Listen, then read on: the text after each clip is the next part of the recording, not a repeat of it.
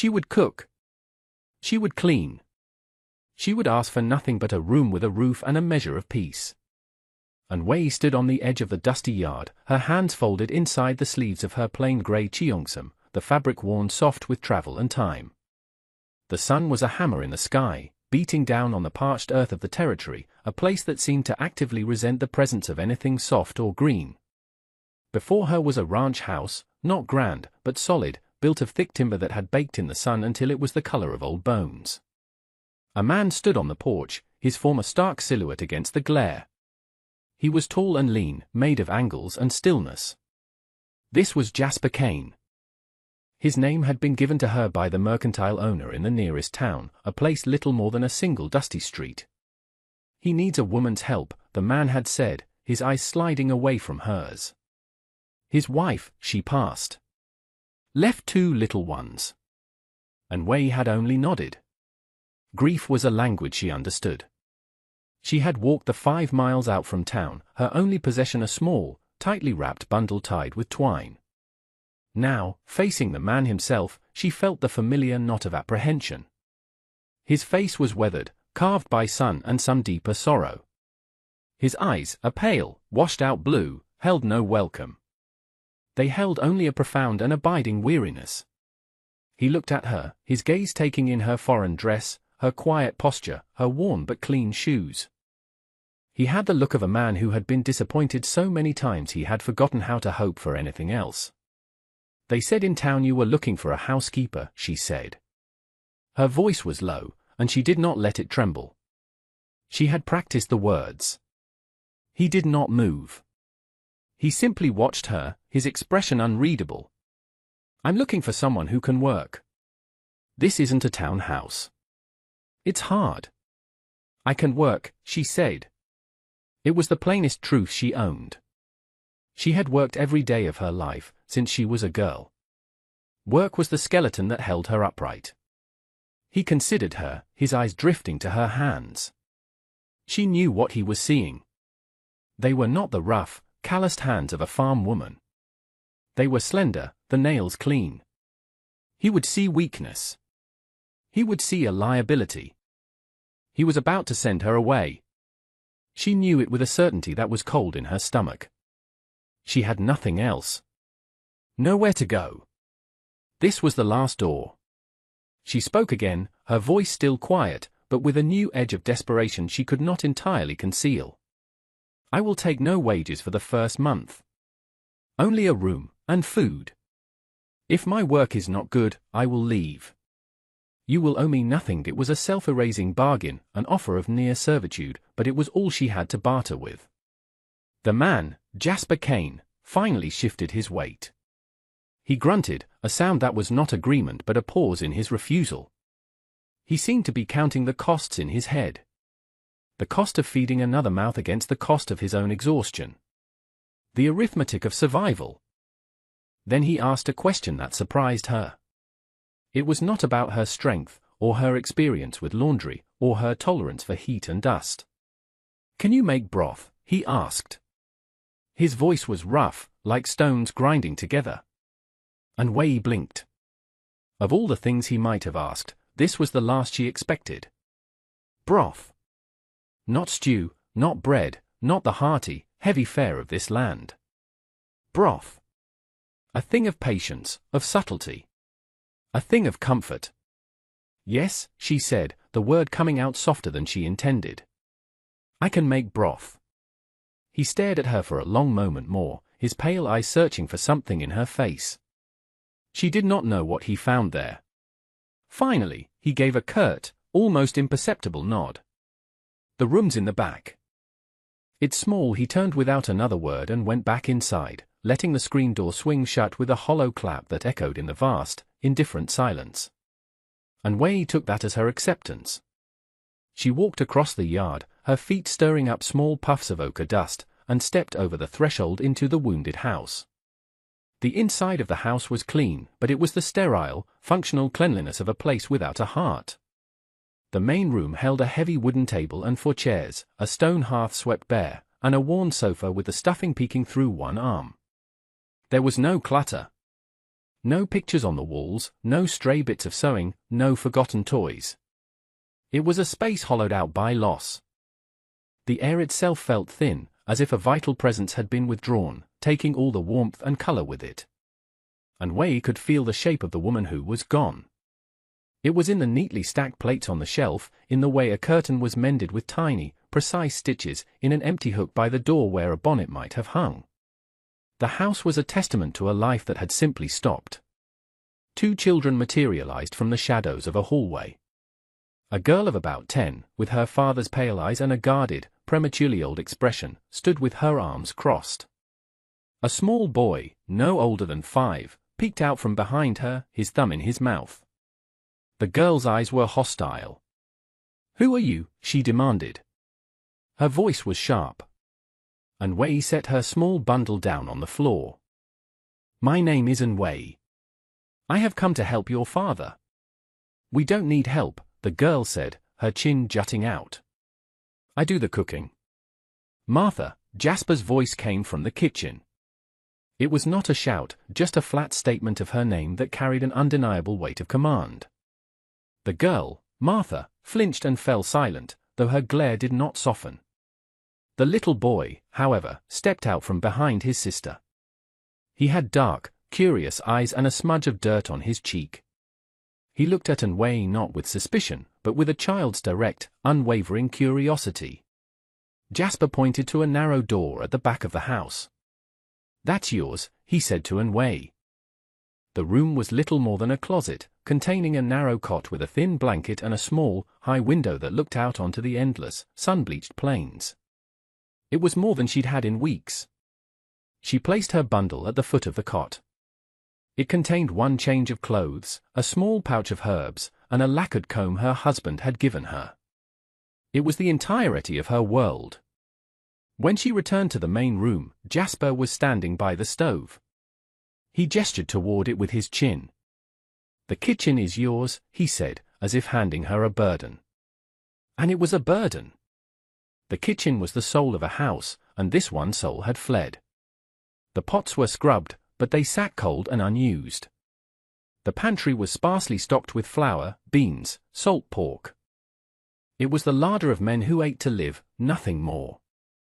There was no joy in it. And Wei surveyed the space, her mind already working.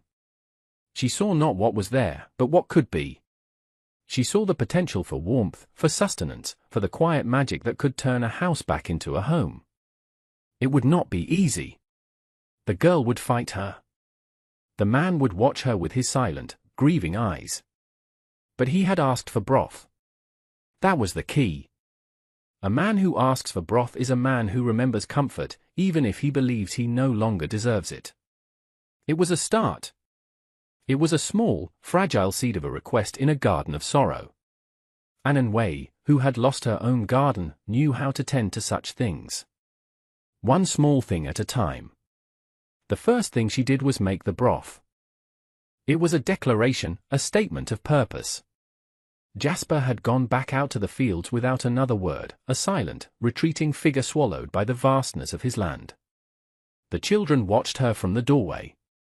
Martha, with her arms still crossed, her face a mask of judgment. Samuel, the little boy, with his wide, solemn eyes, watching her every move. Wei ignored them both. She moved with a quiet, practiced economy, her hands finding a rhythm that was as natural to her as breathing. She found a tough old hen in the coop, one the family had likely given up on for eggs. In her village, such a bird was not a failure, but a treasure. It held the deepest flavor. She prepared it with reverence, her sharp knife moving with a precision that would have surprised Jasper Kane. She added water to the largest pot, found a handful of withered carrots and an onion in the root cellar, and set it on the stove to simmer. The work was a meditation. It settled the frantic beating of her heart. Cooking was her language, the one place she felt fluent and sure. The aroma began to fill the house, slowly, tentatively at first, then with more confidence. It was a warm, savory scent, the smell of care and patience. It was the opposite of the cold, silent grief that had occupied the space for so long. Samuel crept closer, drawn by the smell. He stood by the stove, just watching. Wei did not speak to him, but after a time, she took a small, clean spoon, dipped it into the simmering liquid, blew on it gently, and held it out to him. He hesitated, looking back at his sister. Martha shook her head, a tiny, sharp gesture of prohibition. But the scent was too powerful. Samuel took a hesitant step forward, opened his mouth, and accepted the offering. His eyes went wide. A small, involuntary sound of pleasure escaped him. It was likely the most flavorful thing he had tasted in a year. He looked up at Wei, and for the first time, a real smile touched his face. It was a small victory, but it was a start. Martha saw it, and her expression hardened. Later that day, as Wei was sweeping the porch, a bucket of water was accidentally knocked over, splashing across the clean-swept boards. Wei said nothing. She simply got the mop and cleaned it up. An hour later, a box of mending was accidentally overturned, spilling buttons and thread across the floor. Wei knelt and picked up every last one. One small thing at a time. She would not be baited. She would not be broken by the anger of a grieving child. She understood that Martha was not defending the house from an intruder, she was defending the memory of her mother. That evening, when Jasper came in from the fields, coated in dust and weariness, the table was set. A bowl of steaming, golden broth sat at his place. It was clear and pure, shimmering with a few tiny droplets of fat. He stopped in the doorway, his eyes fixed on the bowl. He seemed to be bracing himself. He sat down without a word, picked up his spoon, and tasted it. He closed his eyes. It was only for a second, but Wei saw it. She saw the tension in his shoulders ease just a fraction. He ate the entire bowl without speaking, then pushed it away, rose from the table, and went outside to sit on the porch steps, staring out at the dying light. He did not say thank you. But he had eaten it all. The day settled into a quiet rhythm. Wei would rise before dawn, her soft footsteps the first sound in the sleeping house. She would light the stove, put on coffee, and begin the day's work. She learned the landscape of the family's needs, the silent routines built around an absence. She mended the children's clothes with stitches so fine they were nearly invisible. She learned that Samuel was afraid of the dark and took to leaving a small, low-burning lamp in the hallway for him. She learned that Martha, despite her prickly exterior, loved the scent of cinnamon, and Wei began adding a tiny pinch to the morning oatmeal. She did these things without comment, without seeking praise. They were simply small acts of seeing. Samuel became her shadow. He followed her to the chicken coop, chattering about the personalities of each hen. He sat on a stool in the kitchen while she worked, handing her utensils. One afternoon, he came to her with a fistful of wilting wildflowers, holding them up as a solemn offering. Wei stopped her work, dried her hands, and accepted them with a small bow of her head. She placed them in a jar of water on the windowsill, turning the bare kitchen into a place that held a small, living piece of beauty. Martha remained a fortress. She ate the food Wei prepared, but she did so with a critical air, as if daring it to be as good as her mother's. She never spoke to Wei directly, instead addressing her questions or needs to her father, even when Wei was standing right there. "Father, is there any more bread?" she would ask, her eyes fixed on Jasper. Wei would simply place the bread on the table. It was a campaign of erasure, and Wei met it with unshakable calm. The turning point came one sweltering afternoon. Martha, trying to carry a bucket of water from the well that was too heavy for her, tripped and fell hard, scraping her knee badly on the rough gravel of the yard. She cried out, a sharp sound of pain and frustration. She was a child who had taught herself not to cry, and the sound was raw. Wei was there in an instant. Martha flinched, expecting a scolding for her carelessness. Instead, Wei knelt beside her, her expression one of calm concern. She helped the girl to her feet and led her inside, sitting her down at the kitchen table. With gentle, practiced hands, Wei washed the wound, her touch surprisingly soft. Martha braced herself for the sting of alcohol or iodine. But Wei did not reach for the medicine bottle. Instead, she went to the small pouch of herbs she kept in her room. She took out a pinch of dried leaves, crushed them in a small bowl with a little water to make a paste, and spread it carefully over the scrape. The effect was immediate. The stinging pain subsided, replaced by a cool, soothing sensation. Martha stared at her knee, then up at Nwei's face. She saw no judgment, no impatience. Only quiet competence. "What is it?" Martha whispered, her voice small. "An herb from my home," Nwei replied softly. "It cools the fire of a wound." She wrapped the knee with a clean strip of cloth. When she was done, she looked at Martha, and for the first time, the girl held her gaze. The hostility in her eyes was gone, replaced by a grudging respect. That evening at dinner, Martha ate without her usual air of critique. And when Nwei placed a slice of pie in front of her, a small, quiet thank you was uttered, so low it was almost lost in the silence of the room. But it was there. The fortress had a crack in its wall. Jasper Kane said nothing, but he saw everything. He saw the lamp left burning for his son. He saw the wildflowers on the windowsill. He saw the way his daughter's mended dress no longer had a crooked seam. He saw the way the house was slowly, quietly being filled with a sense of care it had lacked for so long. He was a man who spoke in actions, not words, and he began to answer in his own silent language. One morning, Nwei came into the kitchen to find the stubborn stovepipe, which had always leaked a thin stream of smoke, had been perfectly sealed. There was no sign of soot or tools, only the result. Another day, a sturdy new shelf appeared on the wall beside the stove, perfect for the few jars of spices she had managed to acquire. He never mentioned the work. The shelf simply was there, a solid, tangible piece of unspoken acknowledgement. He began leaving a small basket of the freshest eggs on the kitchen step each morning, a silent offering. The most telling change was with the goat, a belligerent creature named Barnaby who had an opinion about everything and a habit of trying to eat the laundry. Barnaby had always been Jasper's problem to wrestle with. But the goat had taken a strange liking to Nwei. He would follow her around the yard, nudging her hand, a complete reversal of his usual cantankerous nature. One evening, Jasper came upon Nwei quietly feeding the goat a piece of apple peel. Barnaby was eating from her hand as gently as a lamb. Jasper stopped and watched for a long moment, unseen. This quiet woman, who asked for nothing, had tamed the most stubborn creature on his ranch with nothing more than patience and a piece of fruit. He felt a strange loosening in his chest, a feeling so unfamiliar he couldn't immediately name it. Their communication remained a thing of gestures. He would leave a freshly sharpened knife on her cutting board, she would leave a hot slice of cornbread wrapped in a cloth on the porch rail for his midday meal. They moved around each other in the small house with a careful, respectful distance, but it was a distance that was slowly shrinking. The silence between them was no longer empty. It was filled with the things they did not need to say. One Sunday, a buggy pulled into the yard.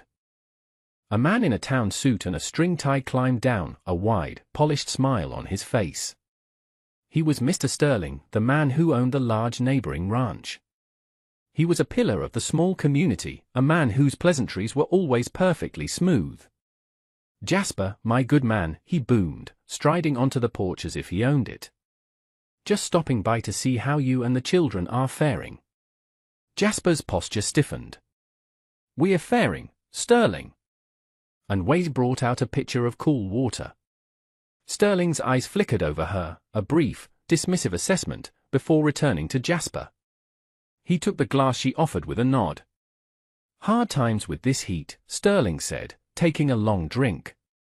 "My creek is running low." "I imagine your well is feeling it too." He made it sound like a commiseration between equals, but there was a sharp, assessing quality to his gaze as he looked over Jasper's land. "A man needs reliable water. It's the lifeblood of a place like this." He paused, swirling the water in his glass.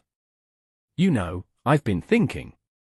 That north pasture of yours, the one that borders my property along the old creek bed, it's doing you little good. I'd be willing to take it off your hands. Pay you a fair price. Give you a bit of cash to see you through." And Nwei, who was standing quietly by the door, saw Jasper's hand, resting on the porch rail, clench into a fist. His knuckles went white. His voice, when he replied, was dangerously level. "The pasture's not for sale, Sterling." "Just a thought, my friend."